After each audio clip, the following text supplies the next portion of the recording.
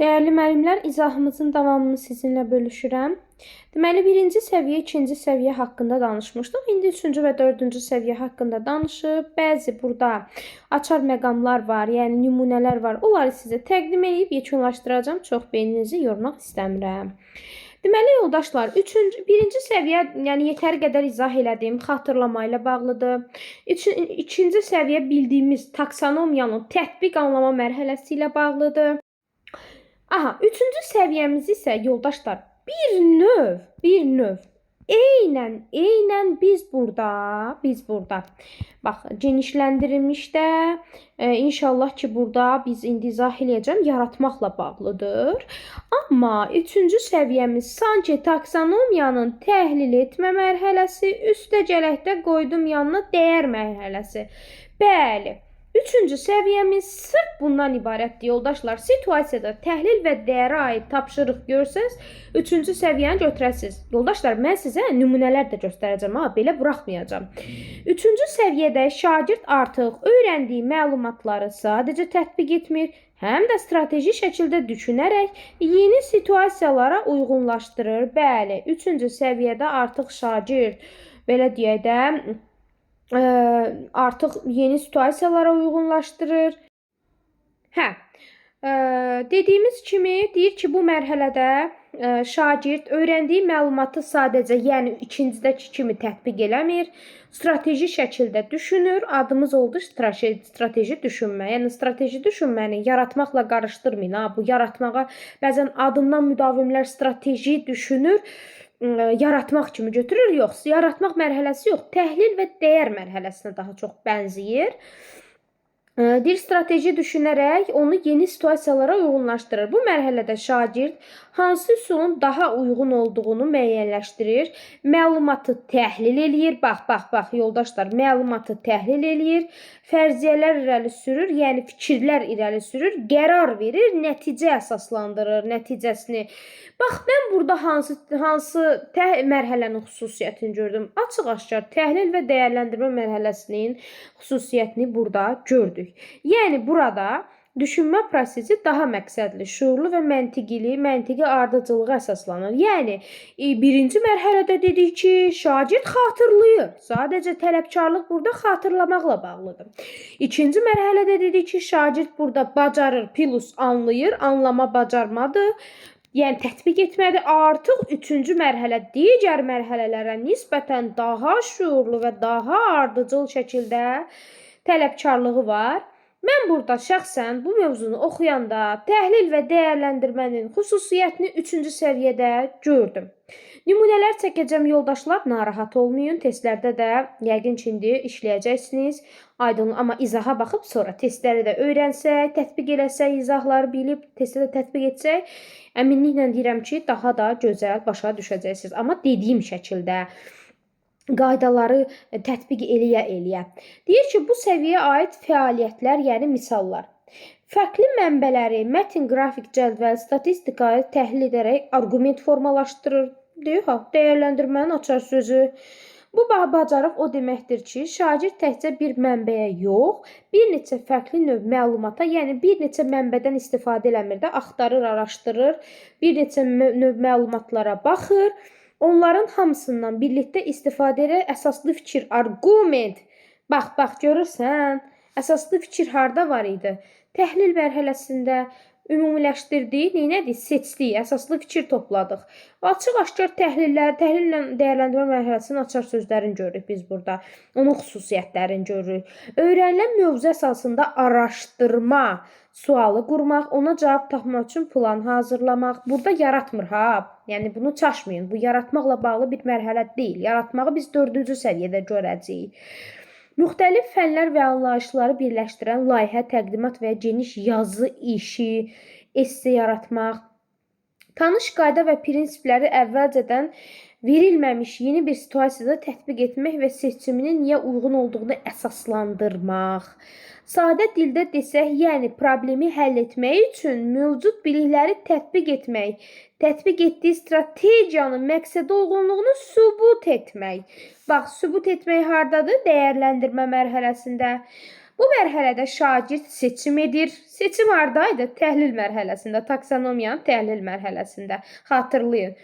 Siz niyə görə tez-tez təhlil taksonomiyanın mərhələlərini vurğulayıram yoldaşlar? Çünki çox əlaqəlidir də. Yəni siz onu bilməsəz, bunu tapmaq biraz çətin olacaq. Seçim edir, müqayisə edir, arqument qurur, biliyini fərqli formada istifadə edir. Tapşırıqları bəzən zahirən sadə görünə bilər, lakin düşünmə yükü əvvəlki səviyyələrdən xeyli yüksəkdir. Bəli, yəni deyir ki, bunun yükü ikinci və birinci səviyyələrdən daha ağırdır da, yəni yükü daha çoxdur. Həqiqətən burada görün nə qədər şeylər nümunə çəkdik, daha da çətindir. Bu proses həm də nəticəni idarə edir.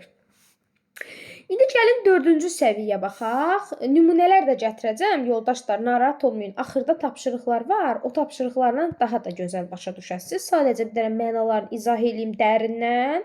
Nümunə üstündə də göstərəcəm. Deyir ki, 4-cü səviyyə genişləndirilmiş düşünmədir. Bu nə deməkdir? Genişləndirilmiş düşünmə, yəni UEB-in, yəni normanın dərin biliklər səviyyəsi çərçivəsində ən yüksək idrak səviyyəsidir. Biz demişdik ki, ən yüksək bacarıq hansı mərhələdir? Yaratma mərhələsidir, düzdürmü? Daha çətin mərhələ idi. Ən yüksək fikir idi. Ümumiyyətlə təfəkkürün içində də demişdik ki, yaradıcı ən yüksək təfəkkür növüdür. Çox əlaqəlidir, yoldaşlar. Əlaqələndirərək öyrənək. Bu mərhələdə şagird artıq təkcə biliyi, qayda və anlayışları tətbiq eləmir. Strateji şəkildə, yəni üçüncüdəki kimi istifadə eləmir. O, zamanla topladığı bilik bacarığı birləşdirir.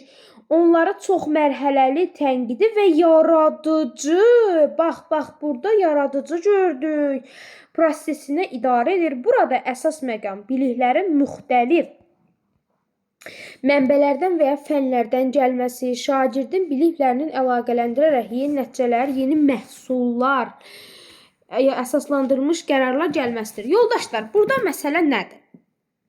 Burada məsələ bir də burada mən inteqrasiya görürəm. Digərlərində inteqrasiya görmədik. İnteqrasiya açıq-aşkar özün burada göstərir. Niyə? Çünki burada bu genişləndirilmiş düşüncədə əlaqə var. Başqa fənlərdən əlaqəsi var. Bəli, inteqrasiyada görürük biz burada. Genişləndirilmiş düşünmədə geniş ad üstündə genişləndirilmiş ifadəsi hər zaman ölçüsünü bilik və tapşırığın bir neçə dərs, mövzu və ya layihə boyu inkişaf etməsini, həm də idrak mürəkkəbliyini, çox addımlı planlaşdırma, sintez, qiymətləndirmə və reviziya proseslərini əhatə edir. Gəlin bu sözün mənasını izah edeyim. Sonra mənə müdavimlərim ən çox da dərsdə deməsinlər ki, müəllimə, belə bir situasiya ilə qarşılaşanda siz genişləndirilmiş götürəsiniz. Yoldaşlar, layihə hazırlamaq. Layihə əsaslı öyrənmə var. Bax, burada çox addımlı, planlaşdırılmış, sintez. Yəni, sinəfə genişləndirilmiş düşünmə çox şaxəlidir. Bəli, çox şaxəli düşüncədir. Genişləndirilmiş düşünmə çox addımlı, uzun müddət çəkən bir layihələrdə özün qabarıq şəkildə göstərir. Bəli, bu genişləndirilmiş düşünmədir. Deyir ki, tapşırığın sadəcə uzun zaman tələb etməsini səviyyə 4-cü meyar kimi qəbul etmək düzgün deyil. Bax, uzun sürən, amma mexaniki təkrar olan iş mütləq səviyyə 4 deyil. Bu səviyyənin əsas xüsusiyyəti dərin məntiqi əsaslandırma, biliklərin inteqrasiya, orijinal nəticəsidir. Bu nə deməkdir?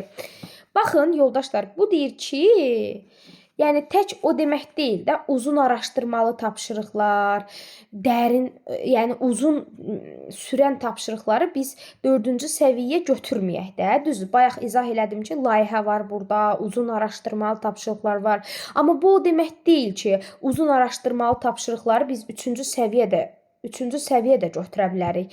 Yəni deyir ki, burada əsas məsələ nədir? Əsas xüsusiyyət tapşırığın dərin olmasıdır, çox geniş olmasıdır. Burada inteqrasiya var, orijinal nəticəyə gəlmək, məhsul gətirmək var. Həqiqətən var da. Biz bunu layihə əsaslı öyrənməklə də çox əlaqələndirə bilərik. Layihə əsaslı öyrənmənin nə olduğunu bilən müəllimlər mənim nə demək istədiyimi başa salacaq. İndi onu burada izah eləməyimin vaxtı yoxdur onu izah etmək üçün.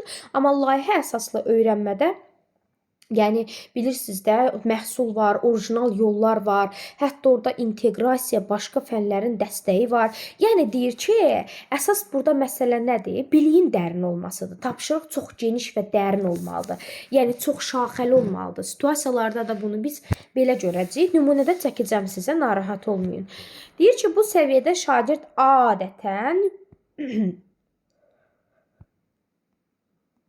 nümunəyə baxaq zəhmət olmasa.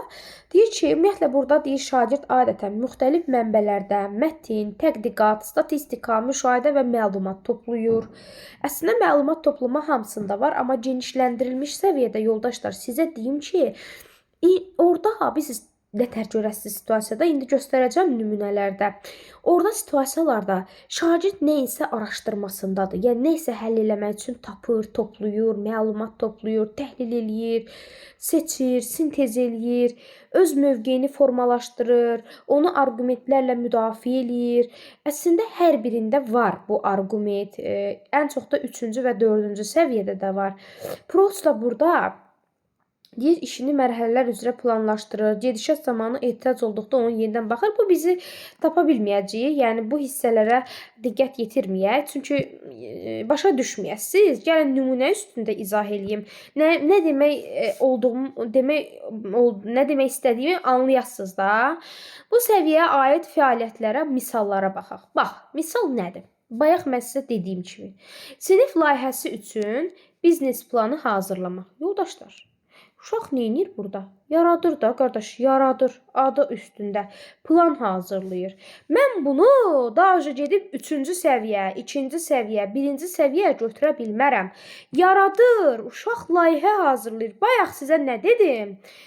Biznes qurur, plan hazırlayır, layihə var burada, iş var, proses var, yaratmaq var, məhsul var, sonra araşdırma var, hesablama var, risk, sahibkarlıq görürük biz burada yoldaşlar.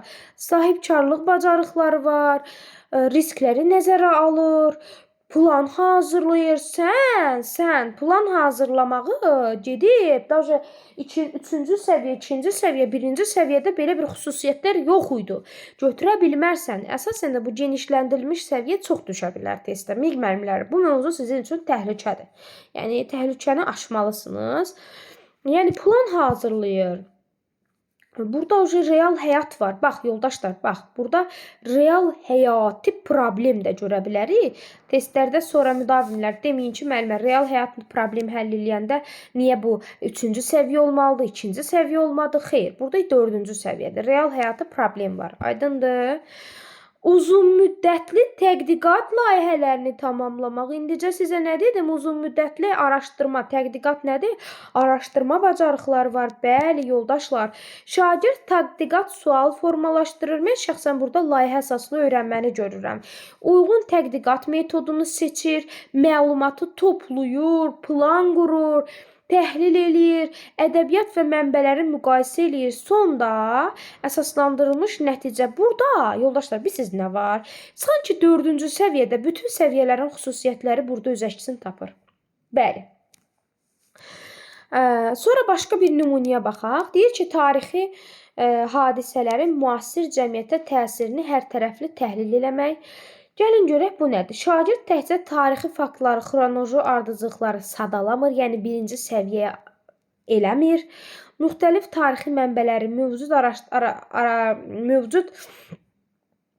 araşdırmaları müqayisə edir, fərqli baxış bucaqlarını nəzərə alır. Bu hadisələrin bugünkü sosial, siyasi və iqtisadi reallıqlarını, əlaqələrini göstərir və öz mövqeyini arqumentlərlə müdafiə eləyir. Yoldaşlar, mənə sual verə bilərsiniz ki, müəllimə, bayaqlarım siz 3-cü səviyyədə burada dediniz ki, müəllimə, burada daha çox strateji düşünmə, təhlil və dəyərləndirmə mərhələsi var. Yoldaşlar, 3-cü səviyyədə Var, hər biri var. Yəni bu ikisi var, amma daha çox təhlili mərhələnin xüsusiyyətləri özünü qabarıq şəkildə göstərir. Bunu situasiyalarda da nümunə şəklində də sizə başa salacağam. Təhlil nə idi? Fakta əsasən fikir bildirmək, öz şəxsi fikrin yoxdur orada, arqumentlərə əsasən danışırsan. Daha çox özünü orada qabarıq şəkildə göstərir. Amma genişləndirilmiş düşünmədə burada biz yaratmağın da və dəyərləndirmənin də açar sözlərini görə bilərik. Deyir ki, beləliklə 4 səviyyə 4-də genişləndirilmiş düşünmə yalnız çətin və ya uzun tapşırıqlar demək deyil. Bu şagirdin zamanla topladığı bilik və bacarıqları çox mərtəbəli həll, yaradıcı düşünmə, tənqid prosesində birləşdirilməsi və idarə etməsi deməkdir. İndi yoldaşlar, gəlin sizə ümumiyyətlə ən üst mərhələdir bu mərhələ, 4-cü mərhələ, yadda saxlayın. Gəlin sizə nümunə çəkəcəm. Burada bir nümunələr var və bu nümunələr üstündə də sizi başa salacağam. Narahat olmayaq yoldaşlar. Türklər demiş, hər şey kontrol alanımızdadır. Deməli, çoxlu mərhələlər aşmışıq, çoxlu yeni biliklər görmüşük. Əsas odur ki, biz həvəsli olaq, cəhd göstərək, nələrsə, yəni ən azından onun 10 dənəsi açar sözləri çətin olsa da 5-i bizim üçün rahat olacaq və nələrsə öyrənmiş olacağıq. Yoldaşlar, dərin biliklər səviyyələrinin tapşırıq nümunəsi üzərində daha yaxşı anlayaq. Ümumiyyətlə, deyirik ki, burada birinci səviyyə şagirdin əsas bilikləri xatırladı. İkinci səviyyədə artıq uşaq bacardı, onu anlayır, tətbiq eləyir. Üçüncü səviyyədə dedik strateji düşünmədir, bacarıqlarını daha az tanış kontekstdə tətbiq edir. Yəni burada da tətbiq var, amma daha çox burada təhlilin belə deyək də, qərarını əsaslandırmaq, təhlilin xüsusiyyətlərini burada görürük. Nəhayət, ən yüksək səviyyədə genişləndirilmiş düşünmə var. Topladığı bilikləri uşaq artıq sintez eləyir, orijinal yollar axtarır, yaratmağın xüsusiyyətini gördük biz burada. Gəlin görək birinci səviyyə. Birinci səviyyəmiz hansı idi? Xatırlama səviyyəsi. Mövzu iqlim dəyişikliyidir. Aha. Birinci səviyyədə mərhələsində şagirdlərdən iqlim dəyişikliklərinin tərif etmək, əsas istixana qazlarının adlarını sadalamaq tələb olunur. Yəni burada birinci mərhələdə yoldaşlar sadəcə və sadəcə xatırlayıram. Bax, deyir tərifin denəm. Burada əsas tələb şagird iqlim dəyişikliyinin tərifini deyəcək. Tapşırıq nədir? Bax, faktiki məlumat, qapalı tipli suallar. İqlim dəyişikliyi nədir? Faktdır, olan şeyi deyəcəm. İstixana effekti nədir? Aşağıdakı qazlardan hansılarını istixana qazlarıdır? Hansıları istixana qazlarıdır? İqlim dəyişikliyinin səbəbi olan 2 əsas insan fəaliyyətini yaz. Yoldaşlar, nə görürük biz burada? Faktdır da, faktdır. Hazır məlumatdır, mövcud bilikdir. Yadıma salacağım. Sadəcə məndən bu mərhələ bunu tələb eləyir. Keçək ikinci mərhələyə. İkinci səviyyənin bacarıq və anlayışlar səviyyəsində şagirdlərdən iqlim dəyişikliyinin səbəblərini sadə dildə izah etməkdir. İzah etmək nə hansı idi? Anlamaq. Verilmiş qrafik cədvəlləri şərh edərək temperaturun necə dəyişdiyini müəyyən etmək tələb oluna bilər. Tətbiq.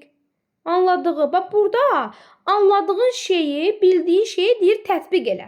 Anladığın şeyi tətbiq et.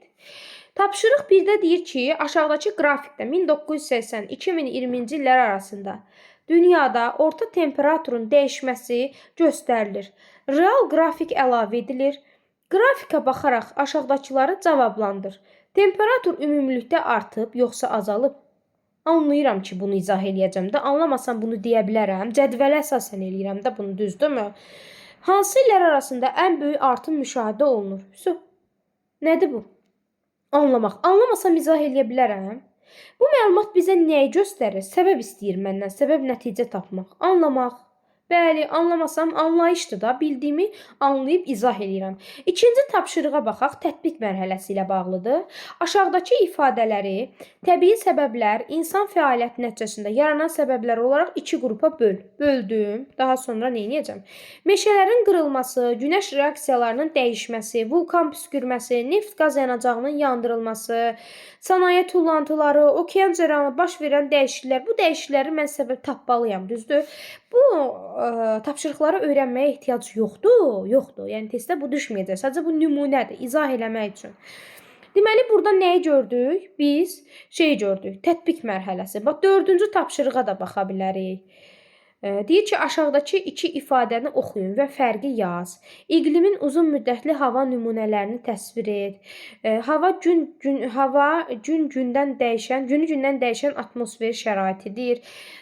Yəni burada biz tətbiq, anlayışlar və bacarıqlar plus bacarıq tətbiq etmək və anlama bacarığını, anlama mərhələsini gördük. İkinci səviyyədə dedik ki, strateji düşünmədir. Üçüncü səviyyə, üzr istəyirəm. Üçüncü səviyyədə strateji düşünmə mərhələsində şagird bilik və bacarıqlarını daha məqsədli şəkildə tətbiq edir. Məsələn, məktəbdə və yerli icmada karbon emissiyasını azaltmaq üçün real addım planı hazırlaya bilər və bu planın niyə işlək ola biləcəyini əsaslandıra bilər. Yoldaşlar, qoy bir də onu deyim. Mənim nəticələrimə əsasən birinci mərhələ xatırladıq. İkinci mərhələ anlama və tətbiqi özündə göstərir. Amma ikinci mərhələdə mən nəyi müşahidə etmişəm? Daha çox burada anlama bacarıqları var. Yəni uşaq xatırlayır birincidə, ikincidə xatırladığı şeyi anlayır. Üçüncü səviyyədə tətbiqdə var. Cüzi burada tətbiqdə var. İndi deyəsiniz ki, müəllim, biz bunu testlərdən necə götürək? Birincidə xatırladı, bu öz yerində. İkincidə onu anladı. Üçüncü səviyyədə həm tətbiq, təhlil, plus da dəyərləndirmə mərhələsinin açar məqamlarını biz burada görürük. Üçüncü səviyyədə strateji düşünmədir. Yəni bu nədir? Uşaq bildiyi şeyi bacaracaq, yəni tətbiq eləyəcək. Tətbiq elədiyi şeyi, yəni bilirsiniz necə, mən sizi isə başa salmaq istəmirəm. Diqqət, yəni bilirsiniz nətərdir? Birinci mərhələ sırf xatırlamağı özündə əks elətdirir. İkinci mərhələdə daha çox, yəni ikinci səviyyədə daha çox mən anlamağın xüsusiyyətlərini qabarıq şəkildə görürəm. Burada tətbiqdə var, amma cüzi tətbiq var. Amma anlamaq daha çox ikinci səviyyədədir. Testdə anlamaqla bağlı açar məqamlar görsəz, bunu ikinci səviyyə götürəsiniz. Üçüncü səviyyədə həm tətbiqin bacarıqları var, həm tətbiq var, həm təhlilin xüsusiyyətlərini görəcəyik. Plus da cüzi formada da mən demişəm də, bunu inkar eləmirəm, dəyər də var. Amma dördüncü səviyyədə daha çox dəyərləndirmə və ən çox da yaradıcı bacarıqları görəcəyik. Bəli, burada tətbiq də var, təhlil də var, dəyər də var. Üçüncü səviyyədə bayaq dediyim kimi bilik bacarıqlarını daha məqsədyönlü şəkildə uşaq tətbiq eləyir. Məsələn, məktəb və ya yerli icmada karbon emissiyasını azaltmaq üçün real addım-addım plan hazırlaya bilər və bu planın niyə işlək ola biləcəyini əsaslandıra bilər. Təhlil mərhələsi. Gəlin tapşırıqlara baxaq. Deyir ki, aşağıdakı məlumatları nəzərə alaraq hərəkətinizdə karbon emissiyasını azaltmaq üçün real addım-addım plan tərtib et. Bax, burada tətbiq var. Plus planınızı deyir əsaslandırın. Faktla əsaslandır. Plus da həqiqətən təhlil mərhələsi var. Yoldaşlar, bir də təkrar edirəm. Birinci mərhələ sırf xatırladı. İkinci mərhələdə cüzi tətbiqdə var. Amma ikinci mərhələ daha çox anlamağın xüsusiyyətlərini qabarıq şəkildə özünü göstərir. Və yaxşı, üçüncü səviyyə strateji düşünmədə nə gördük? Burada biz həm təhlil gördük, həm tətbiq gördük, həm də dəyərləndirmə gördük. Yəni burada hər üçünün ortaq xüsusiyyətini testlərdə görsəm, üçüncü səviyyə götürəcəm. Məsəl üçün, bax, deyir ki, kağız istifadəsi çoxdur. Məktəbdə deyir kağız istifadəsi çoxdur. Sinif otaqlarında işıqlar tez-tez yanılı qalır. Şagirdlərin çoxu məktəbdə avtobus və valideyni maşını ilə gəlir. Həyətdə az sayda ağac var. Bu tapşırıqdır. Tullancı çeşidləməsi. Tapşırıq həll etmək üçün plan qur. Plan qurmağı gedib yaratmaq götürmə ha. Problem var və problem üçün həll yolu quracam. Genişləndirilmiş düşünmədə mən onu demişdim, taksonomiyanı yaratmaq mərhələsindən tətbiqi izah eləmişdim ki, yaratmaq daha geniş şeyləri, daha ətraflı, daha çətin şeyləri həll eləməkdir. Amma tətbiq mərhələsi, yəni burada 3-cü səviyyədə tətbiqin xüsusiyyətlərini görürük biz. Təhlil də var burada. Yəni problemlə bağlı plan qururuq. Məsəl üçün addım deyir ki, hər sinifə işıq söndür, xatırlama etiketi yerləşdirilsin. Real həyatı bacarıqlar var burada və bir də burada biz həqiqətən də təhlil mərhələsi də görürük.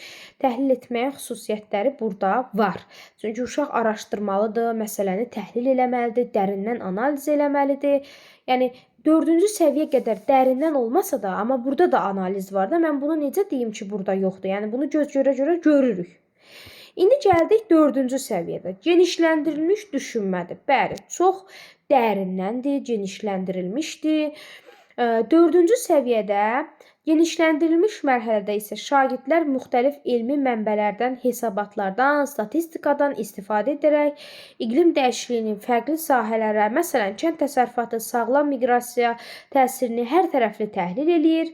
Bu məlumatları birləşdirir, genişləndirir, təzədən onu birləşdirir və yeni həll yolları təklif hazırlayır. Artıq yaradır. Uşaq ad üstündə basbaya yaradıcı bacarıqlar özünü burada göstərir. Gəlin tapşırıqlara baxaq. Deyir ki, tapşırıq addım 1. Əvvəlcə məlumatları, burada biz bir ardıcıllıq da görürük yoldaşlar. Bir də biz 4-cü səviyyədə ardıcıllıq da var. Həmin bu ardıcıllıqları sizə izah eləyəcəm. Addım 1-də deyir ki, əvvəlcə uşaq məlumatları toplayır və onları birləşdirmək fəaliyyəti həyata keçirir. Yəni, onları birləşdirmək üçün fəaliyyət həyata keçirir.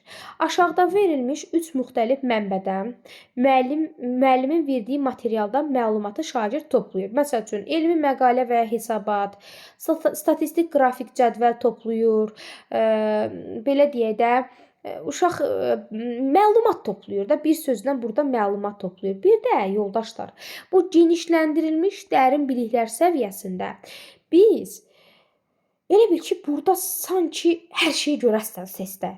İndi mənə sual verəcək ki, müdavimlərim, müəllimlər, testdə biz bunu necə tapaq?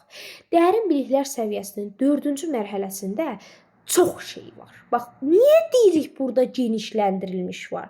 Çünki burada hər şey görəsən, müqayisə görəsən, təhlil görəsən, yaratmaq görəsən, tətbiq görəsən. Yəni burada çox şaxəlidir. Niyə dedim ki, genişləndirilmişdir? Çünki çox şaxəlidir. Bax, testdə düşsə ki, şagird müqayisə eləyir, məlumat toplayır, nə bilim, onu təhlil eləyir, real həyatda plan hazırlayır, məhsul ortaya qoyur. Biz bunu nə götürəcəyik? Genişləndirilmiş düşünmə. Çünki çox şaxə var burada. Məsəl üçün, burada uşaq məlumatı toplayır, belə deyək də, nümunə gətirir. 2-ci mərhələdə nə edir? Uşaq təhlil eləyir. Bax, təhlil elədi. Məlumatı topladı. 2-ci mərhələdə onu təhlil eləyir. Kənd təsərrüfatı, sağlamlıq, miqrasiya və əhali köçü sahələrinə iqlim dəyişikliyinin təsirini dərin təhlil elə. Hər sahə üzrə təsirin səbəblərini və təsirlərin özünü necə göstərməsi, uzun müddətli nəticələri və bütün bunları təsdiq edən mənbə müəyyənləşdir. Fikir verdin.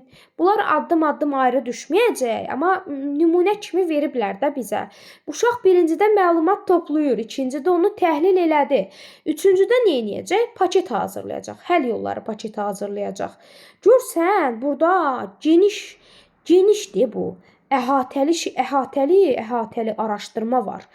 Hər şey görürük biz 4-cü səviyyədə. Həll yolları hazırlayır. İqlim dəyişikliyi təsirini azaltmaq üçün qlobal səviyyədə paket hazırlayır. İkinci konkret fəaliyyət deyir, ağac əkmə, proqram, kənd təsərrüfatı. Yəni burada biz sanki fənn üstü inteqrasiyada görürük. Yəni uşaq artıq burada həqiqətən realda plan hazırlayır. Dördüncüdə onu sintez eləyir. Yəni məsəl üçün kənd təsərrüfatındakı dəyişiklikləri miqrasiya ilə necə əlaqələndirirsən? Yəni burada artıq sintez var. Dərindən təhlil baş verir. Dərindən təhlil var. 5-cidə proqnoz verir uşaq. Yəni proqnoz vermək nədir? Yəni artıq topladığı şeylərə proqnoz verir. Məsəl üçün sonda uşaq deyir, mövcud trendlər davam etsə, 2035-ci ilə qədər sahəsinə belə bir dəyişiklik gözləyirəm. Çünki onun artıq sonunu özü yaradır. Yaratmaqda da var idi. Bu artıq sonunu özü qoyur, özü yaradır. Özü problemin sonunu özü gətirir. Proqnoz vermək nədir? Sonunu özüm gətirirəm. Bəli, artıq bu deməli genişləndirilmiş düşünməyə aiddir.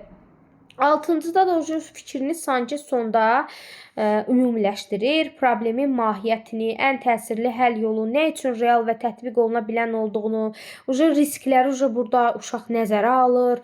Yəni yoldaşlar, bilirsiniz necədir?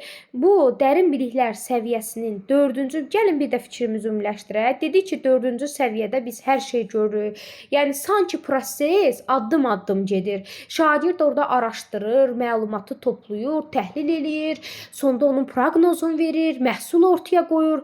Yoldaşlar, mən bu xüsusiyyəti bayaqlarım 3-cü, 2-ci səviyyədə dedim. Yox. Elə bil ki, hər mərhələ özündən daha da sonrakını genişləndirir. Amma 2-ci səviyyəyə xatırlasaq, 3-cü səviyyədə üzr istəyirəm. Sadəcə biz burada tətbiq gördük, təhlil gördük. Uşaq tətbiq eləyir, anladığı şeyi təhlil eləyir, dəyərləndirir. Burada məhsul ortaya qoymadı, problemi yeni yol həll eləmədi.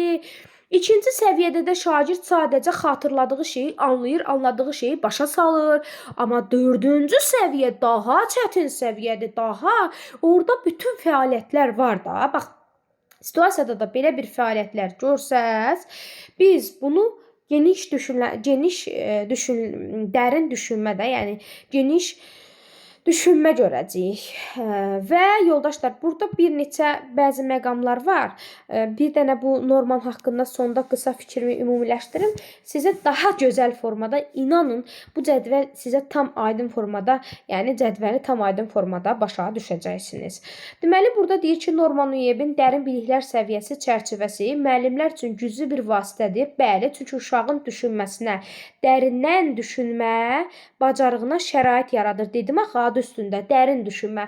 Gəlin bir də xatırlayaq, əvvələ qaydaq. Dedik Norman nəyi deyirdi? Deyirdi ki, uşağın nəyi bacarmağı, ona nə qədər vaxt, belə deyək də, nəyi necə eləməyi önəmli deyil. Əsas odur ki, uşaq bu tapşırığı yerinə yetirəndə nə qədər dərindən düşünüb, nə qədər düşünməsi Normana görə çox önəmli idi.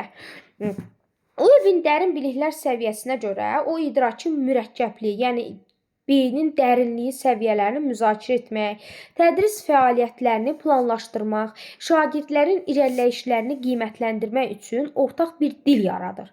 4 səviyyəni nəzərə alaraq müəllimlər tapşırıqların, yəni deyir ki, taksonomiyada demişdik, taksonomiyanın uşaqlara tapşırıq hazırlayanda 6 mərhələ üzrə hazırlamalısan. Burada da deyir ki, 4 səviyyə üzrə uşaqlara tapşırıq hazırlamalısan.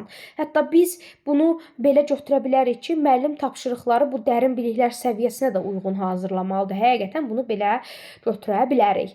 Yalnız deyir mövzuya uyğun deyil, həm də tələb etdiyi düşünmə dərinliyə görə, yəni şagirdlərin düşünmə bacarıqlarına görə də hazırlaya bilərik.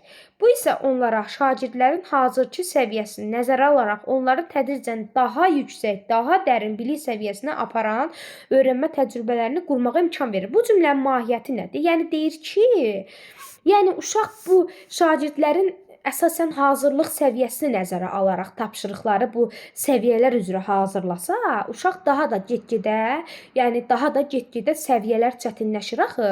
Daha da deyir uşağın yüksək bacarıqlar əldə eləməsinə şərait yarada bilər. Yəni uzun sözün qısası fikrimizi ümumiləşdirir ki, dərin biliklər səviyyəsi əsasən şagirdin tapşırıq üstündə nə qədər düşünməsinə, hazırki vəziyyətini, yəni idraki dərinliyi idraçla bağlıdır da, beynini daha da inkişaf elətdirməsinə şərait yaradır. Deyir ki, bunun əsas faydalarından deyir Norman Uebin dərin biliklər səviyyəsi çərçivəsinin əsas faydalarından biri də odur ki, şagirdlərin daha dərin öyrənməyə təşviq etməsidir. Yəni şagirdi daha dərindən öyrənməyə şərait yaradır. Tapşırığını yerinə yetirilməsi üçün tələb olunan dərinliyə diqqət yetirmək. Yəni bu nə deməkdir? Buna xüsusilə diqqət yetirərək testə düşə bilər. Yəni ola bilər ki, testə qoya bilər ki, məsəl üçün dərin biliklər səviyyəsinə aid yanlış fikri tap, doğru fikri tap. Bu cür xüsusiyyətləri verə bilər və biz onu testlərdə uyğunlaşdırmalıyıq. Tapşırığı yerinə yetirilməsi üçün tələb olunan dərinliyə diqqət yetirmək lazımdır. Yəni deyir ki, yəni sən şagirdə tapşırıq verəndə onun dərinliyinə diqqət yetir. Dərinliyinə diqqət yetirmək lazımdır ki, şagirdlər daha mürəkkəb düşünmə fəaliyyətinə cəlb olunmalıdır. Yəni şagirdləri tədricən səviyyələrinə uyğun, bayaq da 4 dənə səviyyəyə dedik, ona uyğun get-gedə tapşırıqların çətinlik səviyyəsini artırmalısan ki, şagirdlər dərindən düşünməyə cəlb olunsunlar. Tənqidi düşünməyə şərait yaradır, problem həll etmə, idrak kimi bacarıqları inkişaf etdirir. Həqiqətən idrak elastikliyini inkişaf elətdirir. Çünki insanın beyni elastikdir də. Nə qədər məlumatı qəbul eləsə də, daha çox elastik formada genişlənir, həcmini böyüdür. Həqiqətən sürətli düşünməyə şərait yaradır. Bu sözlərdə qeyd eləyin dəftərlərinizə. Gəlin nümunə üstündə sizi ətraflı formada başa salaq. Deməli, yoldaşlar, ingilis dili və ədəbiyyat fənninə uyğun, ümumiyyətlə, yoldaşlar, taksonomiya kimi həmin bu dərin biliklər səviyyəsinin də TAIM-da hər kəsin öz fənninə uyğun nümunələr qoyublar. Bəli. Bax, eynən bu cədvəldəki kimi hər kəsin öz fənninə uyğun situasiyalar qoyublar. İmtahanda da sizin öz ixtisasınıza uyğun düşəcək. Gəlin nümunə olaraq ingilis dili və ədəbiyyatın. Görək ingilis dili və ədəbiyyatda uşaq 1-ci səviyyədə nətərdir, 2-ci səviyyədə, 3-cü səviyyədə və 4-cü səviyyədə şagirdin get-gedə bilik, bacarığı görək necə inkişaf eləyir bu səviyyələrdə. Nümunə deyir ki, ingilis dili ədəbiyyat fənnində müəllimlər dərin biliklər səviyyəsi çərçivəsində istifadə edərək oxuma və yazma fəaliyyətlərini 4 səviyyəsinə uyğunlaşdıra bilər. Oxuma və yazma. Görək, həmin bu tapşırıq səviyyələr üzrə necə çətinləşir bu fənn üzrə. Yazı və oxu bacarıqlarından söhbət gedir. Şagirdlərə mətnin əsas personajlarını, yəni mətndəki o personajları, hadisələri, o hadisənin məkanını, vaxtını xatırlamağı tapşırır. Qutardı, getdi. 1-ci səviyyədə dedik ki, 1-ci səviyyədə nəyi tələb eləyirdi? Faktı xatırlamağı. Bax, eynən şeydir. Sadəcə 1-ci səviyyə xatırlamağı tələb eləyir bizdən. Mətndəki personajları, hadisənin tarixini, məkanını xatırlayıram. Məsəl üçün, bax, yadıma sallam ki, tutaq ki, Koroğlu dastanında tutaq ki, hadisə filan vaxtı baş verib, hadisələr filan vaxtı cərəyan eləyib. Personajın Koroğlunun xüsusiyyətini sadalayıram. Qutardı, getdi. Araşdırmıram, sadəcə olan faktı sanki faktoloji bilik kimi. Bunu tələb eləyir 1-ci səviyyə. Görək 2-ci səviyyə necə dəyişəcək? Şagirdlərdən ədəbi vasitələri istifadə edərək mətni analiz etmələri, bax, 1-cidən daha fərqlidir. Yəni sən 1-cidən xatırladığın şeyi burada analiz edirsən, sonra onu şərh edirsən. Yəni anlayıb, şərh eləmək nədir? İzah edirsən. Mətndəki hadisələri 1-cidə sadaladın, olan şeyləri dedin, 2-cidə oxuyub anlamalısan. 2-ci səviyyə anlamanı tələb eləyir, yoldaşlar, anlamanı. Yanlış yerə istiqamətlənməyin. Demişəm ki, sözümün də arxasındayam. Cüzi tətbiq var şeydə. Üzr istəyirəm. Cüzi tətbiq var anlama mərhələsində 2-ci səviyyədə, amma 2-ci səviyyə daha çox anlamağı özündə formalaşdırır. 3-cü səviyyə baxaq. Deyir, şagirdlərdən mətndə müxtəlif perspektivləri müqayisə etmələri, və xarakterləri, motivasiyaları haqqında nəticə çıxarmaq tələb olunur. 3-cü səviyyədə təhlil görürük biz burada. Tətbiqə aid fikir də ola bilər. Düzdür, digər variantları, daha doğrusu nümunələrə baxmayacağım. Yəni, vaxt məhduddur. Özünüz nümunə eləyib baxa bilərsiniz. Mən sadəcə bu bir dənə nümunəni izah edirəm.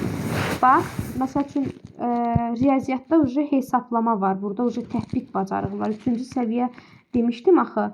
Üçüncü səviyyə, yox, üzr istəyirəm. Yayındırdım fikrimi. Burada təhlil var.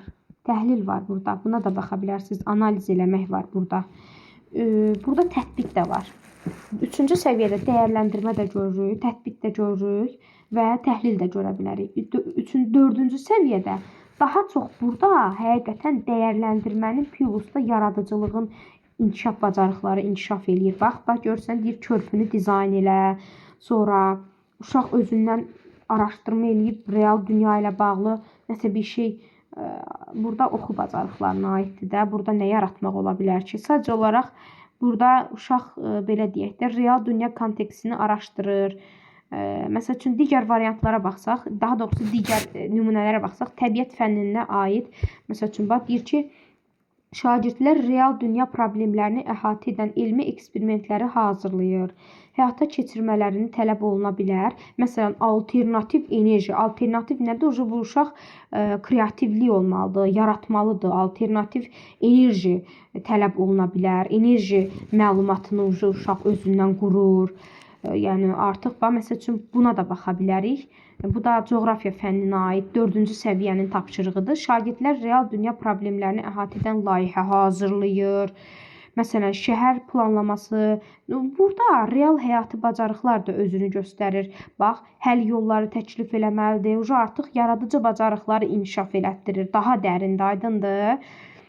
Məsəl üçün, üçüncü səviyyədə digər nümunələrə baxaq. Deyir ki, şagirdlər müəyyən bir ərazi üzrə iqlim, relyef və insan fəaliyyətlərinin təsirini izah edir. Statistik məlumatlara əsaslanaraq, yəni fakta əsaslanaraq, təhlildir də. Demişdim ki, üçüncü səviyyə təhlildir. Meşələrin azalmasını, hava şəraitini və şəhərləşmənin su ehtiyatının təsirini proqnozlaşdırmaq. Yəni, nəyəsə əsaslanmaq. Sanki təhlil mərhələsinin xüsusiyyətidir. Nəyəsə fakta əsaslanıb, nəsə təhlil eləmək. Bax, elmi prinsiplərə əsaslanmaq. Məsəl üçün, ikinci səviyyədə də anlama mərhələsinə çox uyğun gəlir. Şagird, məsəl üçün, ölkələrin xüsusiyyətlərini müqayisə eləyir. Anlayır ki, müqayisə eləyir də, qruplaşdırır. Anlayır ki, qruplaşdırır. Yoldaşlar, bir də deyirəm, birinci səviyyə daha çox xatırlama, ikinci səviyyə daha çox anlama bacarıqlarını inkişaf elətdirir. Üçüncü səviyyədə tətbiqdə var, daha çox təhlil var burada və dəyərdə var. Amma daha çox dəyər və təhlil özünü ən çox qabarıq formada 4-cü səviyyədə göstərir. Deməli, bir də fikrimizi ümumiləşdirək. Birinci səviyyədə aid xatırlamaya olsa götürəcəyik. İkinci səviyyədə anlamaya aid nümunə olsa götürəcəyik. Üçüncü səviyyədə təhlil və tətbiqə aid nümunə götürəcəyik. Dördüncü səviyyədə daha çox yaradıcı və dəyər də ola bilər. Dəyərə də aid nümunə götürəcəyik. Belə yoldaşlar, zəhmət olmasa kanala abunə olaq və izah faydalı oldusa, izah yəni zəhmət olmasa orada bir dənə like işarəsinə baxsın, bəyənin və ən əsası yorumlara, belə deyək də, fikirlərinizi yazmağı unutmayın. Sizin fikirləriniz mənim üçün önəmlidir və ən əsası hansı mövzudan izah istəyirsinizsə, onu da qeyd edib fikirlərinizi yazarsınız, dəyərləndirəcəyəm. Çox sağ olun, görüşmək ümidi ilə.